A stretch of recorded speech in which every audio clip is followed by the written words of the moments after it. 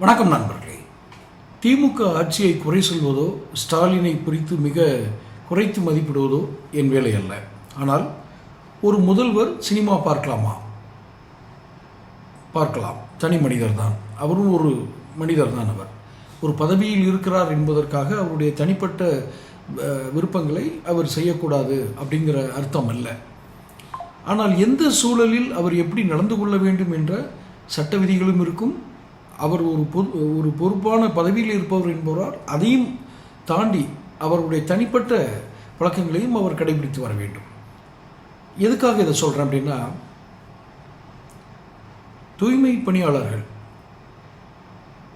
பணியாளர்களுடைய போராட்டம் ஒரே நாளில் தொடங்குது. எப்படி? ராம்கி அப்படிங்கிற நிறுவனத்துக்கு, தனியார் நிறுவனத்திற்கு ஒப்பந்த தொழிலாளர்களாக இவர்கள் நியமிக்கப்படுகிறார்கள். மாநகராட்சி பணியாளர்கள் அல்ல அப்படிங்கிற நிலை வருது. அவங்க இது ஏற்கனவே எல்லாத்துக்கும் தெரிஞ்சது தான். வீதிக்கு வந்துட்டாங்க. நீங்கள் உள்ளேருந்து போராடக்கூடாதுன்னு சொன்னோடனே அந்த நடைபாதையில் உட்காந்து போராட ஆரம்பித்தாங்க. அந்த போராட்டம் ஆரம்பித்த ஒரு நாள் நடக்குது, 2 நாள் நடக்குது. அந்த போராட்டம் நடந்து கொண்டிருந்த நேரத்தில், அது முதல் நாளோ 2வது நாளோ, ஸ்டாலின் அவருடைய குடும்பத்தை சார்ந்த சினிமா தயாரிக்கும் நிறுவனம் தயாரித்த ஒரு படத்தை அவர் சிறப்பு காட்சியாக சென்று பார்த்து கொண்டிருக்கிறார். இங்கே வீதியில் தூய்மை பணியாளர்கள் அந்த மாநகராட்சி ரிப்பன் பில்டிங் முன்னாடி அந்த நடைபாதையில் உட்காந்து போராடுறாங்க. இதை எந்த மெயின் ஸ்ட்ரீம் மீடியாவும் போய் பார்க்கல. அதுதான் இதில் இருக்க மிகப்பெரிய சோகம். ஆனால் அங்கு கவனித்து செயல்பட்டது யூடியூப் சேனல் தான். நிறைய யூடியூப் சேனல் போய் அவரை பார்க்குறாங்க, சவுக்கு சங்கர் பார்க்குறாரு. எல்லோரும் பார்த்து தான் அந்த போராட்டம் பிரதானப்படுத்தப்படுகிறது.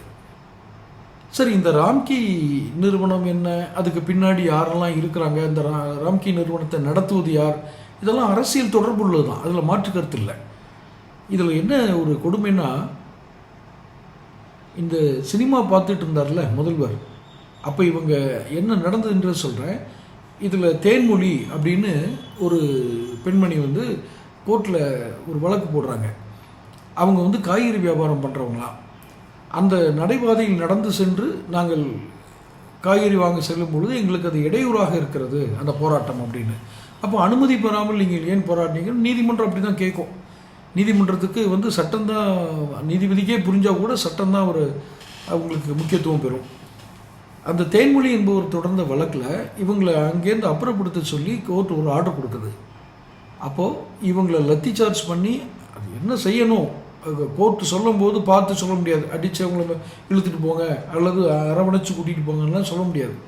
அந்த களத்தில் நிற்கும் காவலர்கள் தான் அதை முடிவு செய்ய வேண்டும். தன்னுடைய வாழ்வாதாரத்துக்காக போராடக்கூடிய எந்த மனிதனும் சற்று ஆக்ரோஷமாகத்தான் இருப்பான் என்பது எல்லோருக்கும் தெரிந்த விஷயம்.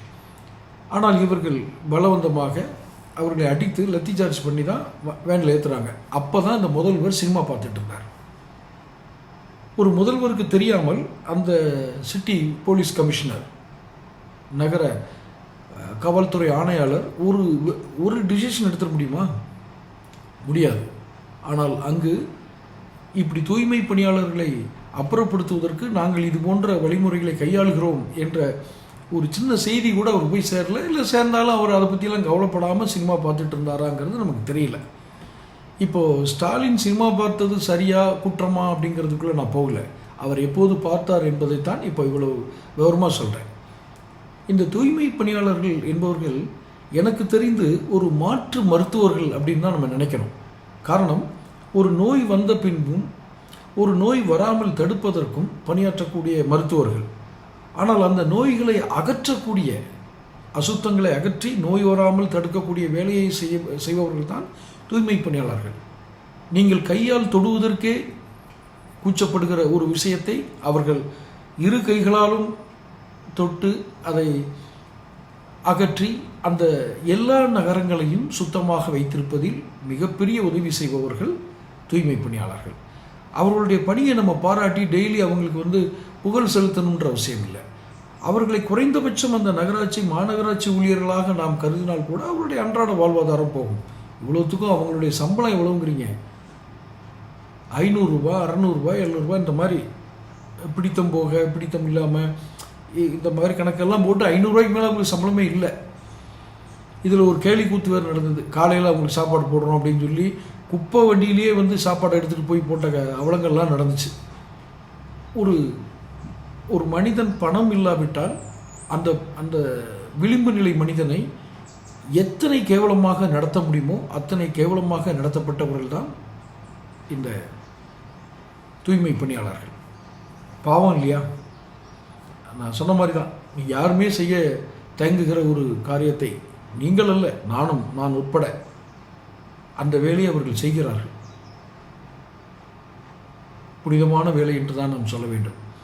ஆனால் அவர்களுக்கு இத்தனை ஒரு அவலமான நிலையை ஒரு அரசாங்கமே ஏற்படுத்துகிறது என்றால் மக்கள் மறந்து மீண்டும் அந்த அரசாங்கத்திற்கு வாக்களிக்க முன் வருவார்களா? இதில் தூய்மை பணியாளர்களுடைய வாக்குகளை இழப்பது மட்டுமல்ல, இந்த தூய்மை பணியாளர்களை எப்படி இவர்கள் நடத்தினார்கள் என்று பார்த்து கொண்டிருந்த அத்தனை பொதுமக்களும் அதை ஞாபகத்தில் வைத்திருப்பார்கள். நாளைக்கு நமக்கும் இதே நிலைமை தானே அப்படின்னு. இங்கே தூய்மை பணியாளர்கள் மட்டுமா? ஆசிரியர்கள், பகுதி நேர ஆசிரியர்கள், முழு நேர ஆசிரியர்கள், பட்டதாரி ஆசிரியர் வகை வகையாக டெக்னிக்கல் டீச்சர்ஸ், தொழில்நுட்ப ஆசிரியர்கள், அங்கன்வாடி ஊழியர்கள், அவங்க இவங்க கவர்மெண்ட் ஸ்டாஃப் எல்லாரும், வருவாய்த்துறை ஊழியர்கள், எப்படி ஒரு பாரபட்சம் காட்டி இந்த அரசாங்கம் அவர்களை கையாண்டது என்பது கண்கூடாக நாம் பார்த்த விஷயம். பழைய பென்ஷன் தரேன்னு சொல்கிறாரு, ஆனால் பட்ஜெட், ஆனால் பணம் இல்லை, ஆனால் பழைய பென்ஷன் கொடுத்துருவோம். எப்படி? அது எந்த தேதியிலேருந்து வந்தது? அது கூட ஏதாவது தேதி அறிவிச்சிருக்கலாம் பின்னாடி. நான் எனக்கு நினைவில் இருக்கிறது சொல்கிறேன். எப்படி கொடுப்பீங்க? ஒரு மனிதனுடைய ஆயுள் காலம் இத்தனை ஆண்டு காலம் இருக்கும், அது வரைக்கும் நான் பென்ஷன் தருவேன்னு நீங்கள் வாக்குறுதி கொடுக்குறீங்க ஏற்கனவே கடனில் இருக்கும்போது. அப்போ நீங்கள் பென்ஷன் கொடுக்க வேணாமா அப்படின்னு கேட்டால், எனக்கும் என்னுடைய நண்பர்கள், உறவினர்கள், மிக பரிச்சயமானவர்கள் எல்லாரும் அரசு ஊழியர்களாகவும் இருக்காங்க. அவங்களுக்கு ஒரு நன்மை கிடைக்குதுன்னா எனக்கு ஒன்றும் அதில் ஆட்சேபனை இல்லை. ஆனால் நான் கேள்வி கேட்பது அரசாங்கத்திடம். நீங்கள் இந்த ஊழியர்கள் ஏமாந்து அந்த வாக்குறுதியை ஏற்றுக்கொள்கிறார்கள். நீங்கள் இந்த வாக்குறுதியை ஏற்றுக்கிட்டு போய் என்ன செய்கிறது சார்? அது ஒரு பக்கம். ஒரு நகரில் மிக விளிம்பு நிலை மனிதர்கள் தங்கள் வாழ்வாதாரத்திற்காக போராடி கொண்டிருக்கிற வேளையில் நான் சினிமா பார்த்து கொண்டிருப்பேன் என்று ஒரு முதல்வர் இருந்தால் அவர் முதல்வரா? எதுவுமே தெரியாமல் இருப்பாரா? இல்லை, ஒரே வார்த்தையில் சொல்லுங்கள், எனக்கு நடந்தது தெரியாது, தேட்டர்லேருந்து வெளியே வந்ததுக்கப்புறம் தெரியும்னு கூட சொல்லலாம். அது சாதாரண மனிதன் சொல்லலாம். ஒரு முதல்வர் அப்படி சொல்லியிருக்கக்கூடாது, அப்படி நடந்திருக்கக்கூடாது. இதை பொது ஒழுக்கமாக நாம் எதிர்பார்க்கிறோம். அவர் ஒழுக்கம் கட்ட மனிதர்னு சொல்லலை, பொது ஒழுக்கமாக எதிர்பார்க்கிறோம்.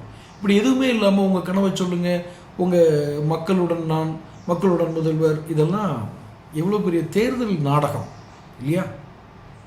தேர்தல் என்று இப்போ நான் சொன்னதில் உங்களுக்கு உடன்பாடு இருக்கலாம், முரண்பாடு இருக்கலாம். தேர்தல் என்று மனசாட்சியோடு சிந்தித்து வாக்களியுங்கள். தொடர்ந்து பதிவுகளை பெறுவதற்கு சேனலை சப்ஸ்கிரைப் பண்ணிக்கோங்க. நன்றி.